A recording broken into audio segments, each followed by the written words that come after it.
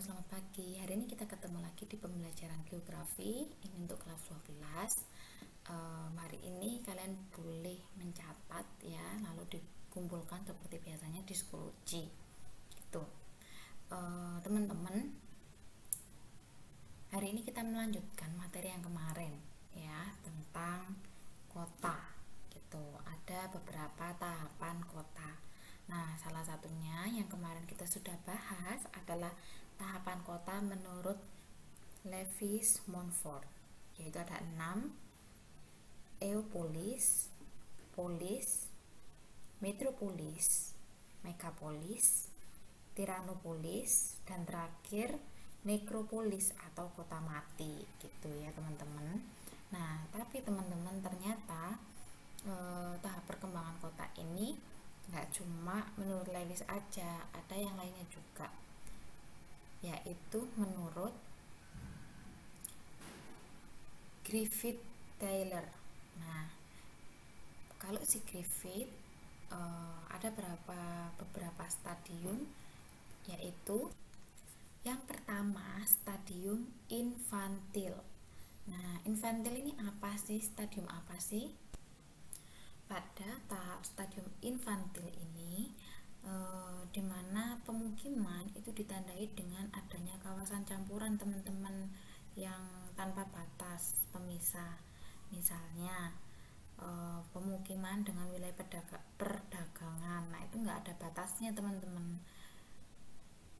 Jadi bangunannya ini cenderung tersebar, tidak merata ke semua penjuru wilayah gitu.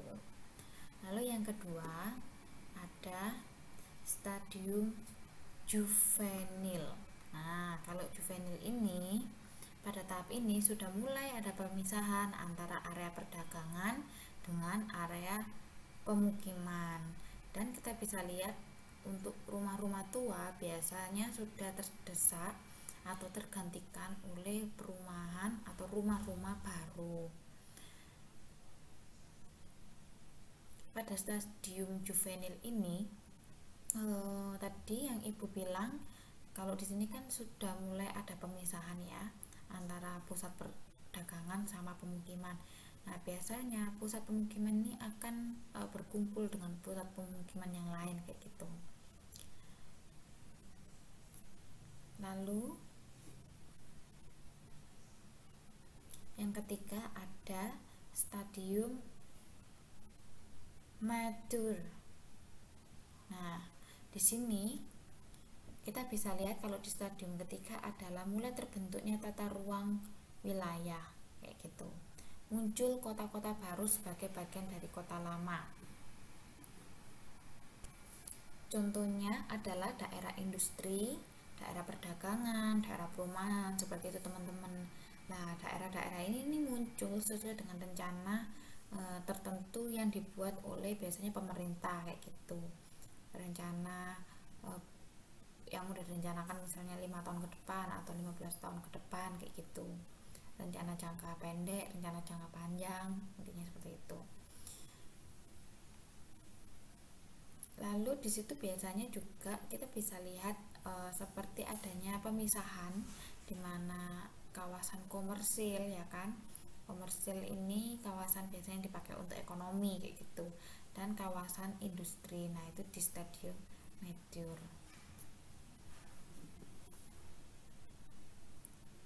Nah, yang terakhir adalah stadium senil. Tahap ini nih teman-teman sudah terjadi kemunduran kota yang disebabkan oleh faktor ekonomi dan politik itu. Tampak dari mana? Tampaknya dari beberapa wilayah kota yang mengalami contohnya adalah kerusakan berat. Nah, sama dengan kalau kalian lihat ya kan, ini kan udah 4 ya. Kalau menurut Taylor ini ada 4 stadium. Nah, tapi kalau tadi yang sebelumnya menurut Lewis ada 6. Dan diakhiri juga kemunduran kota, yaitu tiranopolis, lalu nekropolis, yaitu kota mati. Ini juga ternyata stadium senil itu sudah mengalami penurunan. Jadi kotanya udah berkembang, habis gitu dia mengalami penurunan teman-teman, ya kan? Jadi pada intinya adalah suatu kota bahwasanya itu bisa berkembang menjadi yang lebih baik ya kan, semakin baik, tapi jangan lupa bahwa juga bisa mengalami kemunduran. Nah, suatu kota yang maju pun itu juga bisa mengalami kemunduran teman-teman, yaitu stadium senil atau kalau menurut Lewisadi Tiranopolis, kemunduran. Terus dia mati, sampai mati. Kalau sampai mati itu ada nekropolis. Kalau ini nggak sampai mati ya, cuma dibilang kemunduran suatu kota aja. Jadi kalau misalnya kota mati bu, ya termasuk yang keempat ini. Tuh. Ini proses perkembangan kota. Nah, selanjutnya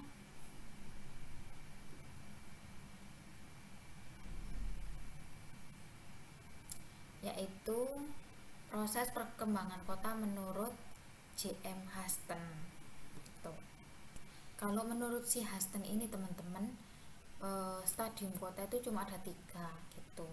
Pembentukan inti kota, stadium formatif, sama stadium modern. Kalau pembentukan inti kota biasanya mereka ditandai dengan muncul inti kota, harus muncul inti kotanya ya, atau dikatakan dengan CBD, yaitu Central Business District. Nah, lalu muncul pembangunan gedung-gedung ya. Jadi kalau kita bisa lihat mana kota yang besar dengan yang inti kota dengan kota yang lain, itu biasanya bangunannya lebih besar-besar di inti kota ya, di pusat kota. Karena biasanya kalau pusat kota itu dia lebih pada menangani kayak administrasi ya kan, lebih banyak gedung-gedung perkantoran daripada industri kayak gitu. Lalu yang kedua yaitu stadium formatif. Nah, kalau formatif ini dia sudah terjadi perkembangan industri, teknologi, dan jasa teman-teman. Biasanya ini ada di kota-kota belakang dari belakangnya inti kota gitu. Jadi kayak kota pendukung dari si inti kota. Inti kota butuh apa sih? Misalnya kayak butuh industri kayak gitu kan, barang-barang industri. Nah, diambilnya dari mana? Ya dari kota yang ada pada stadium formatif gitu, untuk mendukung suatu inti kota itu berjalan gitu. Terus biasanya kota ini tuh bentuknya itu memanjang untuk bangunannya, memanjang misalnya mengikuti jalan atau jalur transportasi kayak gitu. Terus juga ini ya, di kedua ini semakin kompleksnya wilayah pemukiman dan industri. Jadi di sini sudah ada mana pusat pemukiman, mana pusat industri. Beda ya, kalau di sini nggak ada industri gitu. Ini inti kota atau CBD. Kalau ini udah ada industri-industri, jadi kayak penyokong inti kota gitu. Stadium yang ketiga adalah stadium modern. Nah, kalau di stadium modern ini teman-teman, pusat kegiatan itu sudah bergabung teman-teman. Nah, di stadium ini mulai terlihat kemajuan di bidang teknologi, terus majunya transportasi, komunikasi.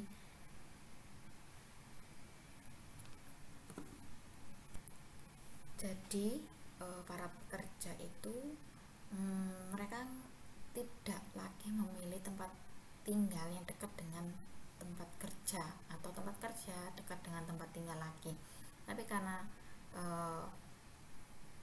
sudah disokong dengan transportasi yang lebih baik ya, terus teknologinya juga baik, maka mereka tinggal jauh pun juga nggak masalah gitu.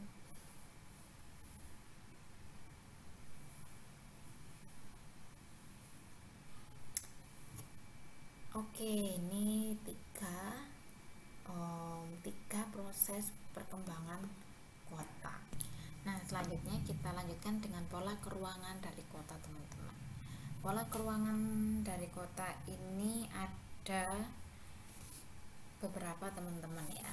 Ada 5 ya. Oh, 4 teman-teman. Ada 4. Yang pertama adalah inti kota atau core of city. Nah, kalau core of city biasanya dia ditandai dengan adanya pusat dari kegiatan ekonomi, politik, budaya. Nah, tadi yang Ibu bilang katakan dia itu biasanya sebagai CBD atau yang dikatakan dengan Central Business District.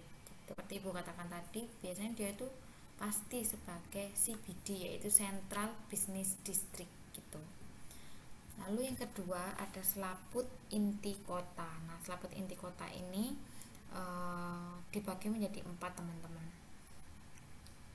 Yang pertama adalah sentralisasi. Namanya sentralisasi itu namanya pemusatan atau pengelompokan. Nah, dikelompokkan menjadi beberapa aktivitas tertentu, misal yang sama. Misalnya nih, dikelompokkan karena pusat perdagangan kayak gitu, atau pusat pemukiman atau pusat industri. Nah, itu ada desentralisasi. Lalu yang kedua nukleasi. Kalau nukleasi ini sama dengan sentralisasi, cuman ya kan sama-sama pengelompokan gitu, cuman ukurannya dia jauh lebih kecil gitu. Ya, oh ini ada keterangannya, lupa Ibu, ada di belakangnya. Nah, ini fungsinya mirip sentralisasi tapi lebih kecil. Nah, yang ketiga adalah desentralisasi. Desentralisasi itu kota ini sudah menjauhi pusat kota tadi, ya kan, pusat kota atau yang CBD tadi, ya kan. Nah, gunanya untuk apa sih? Gunanya adalah dia ini bisa menghasilkan inti baru, inti kota yang baru. Jadi kota itu, ya kan, ketika udah berkembang dia akan menghasilkan daerah di sekitarnya juga berkembang gitu. Jadi mengikuti inti kota tadi. Nah, kota tersebut juga bisa membuat mungkin daerah yang lain juga bisa menjadi sebuah inti kota yang baru kayak gitu. Namanya desentralisasi. Lalu yang keempat terakhir ada segregasi, yaitu munculnya kelompok-kelompok pemukiman secara terpisah karena perbedaan status sosial budaya, ya. Biasanya ini ada pemukiman kumuh, pemukiman kelas menengah ke atas, rusun kayak gitu, itu ada di sini segregasi. Nah, ini tadi baru yang selaput inti kota, ya, itu pembagian di selaput inti kota. Yang ketiga yaitu kita biasanya dengar yang namanya kota satelit. Nah, kota satelit ini kota penyangga teman-teman, biasanya di sebuah kota besar itu ada kota penyangganya. Contohnya kalau di Jakarta itu Jabodetabek, ya kan. Nah, itu kota-kota di sekitar Jakarta yang menjadi kota satelitnya. Tuh. Surabaya ada pasti. Ya, Gresik. Tuh, Sidoarjo. Kalau di Surabaya ini namanya yaitu Gerbang Kertasusila. Yaitu apa aja kotanya? Ger berarti Gresik. Bang itu Bangkalan, Kerta itu Mojokerto, Kerto, Susilo itu Sidoarjo gitu. Nah, itu kota satelitnya. Nah, ini ciri-ciri dari kota satelit, ya. Tuh. Lalu yang keempat, ya kan, yang terakhir yaitu suburban. Nah, kalau suburban ini biasanya jauh dari inti kota, namun bisa dijadikan sebagai wilayah komuter. Jadi suburban ini kayak wilayah tempat tinggalnya para pekerja gitu. Jadi pekerja itu nggak harus tinggal dekat kota, tapi dia bisa kayak pulang pergi gitu. Karena nggak cuma, ya jaraknya sih lumayan jauh, cuma sarana transportasi itu sudah bisa digunakan, sudah mudah kayak gitu, mudah murah kayak gitu. Oke, sampai sini aja. Yang terakhir masih ada ternyata. Yang terakhir selam area. Nah, selam area ini area kumuh teman-teman. Kalau kalian biasanya lihat di daerah kota-kota ada daerah kumuh itu namanya selam area. Nah, ini adalah salah satu bentuk atau ciri selam area. Tapi ini udah diperbagus ya. Ini udah di Malang. Yang namanya kampung warna-warni gitu. Awalnya seperti apa? Awalnya ya sama kayak gini nih. Kayak gitu. Cuma udah dibagusin. Gitu. Ini namanya selam area. Dan masih banyak lagi ya, biasanya kayak dekat rel kereta api dan lain-lain kalau di Surabaya yang ibu pernah tahu kayak gitu. Oke, terima kasih untuk waktunya hari ini. Kita sampai di sini aja hari ini. Eh, Jangan lupa untuk dicatat dan di foto kirim ke 10G-nya. Oke, terima kasih.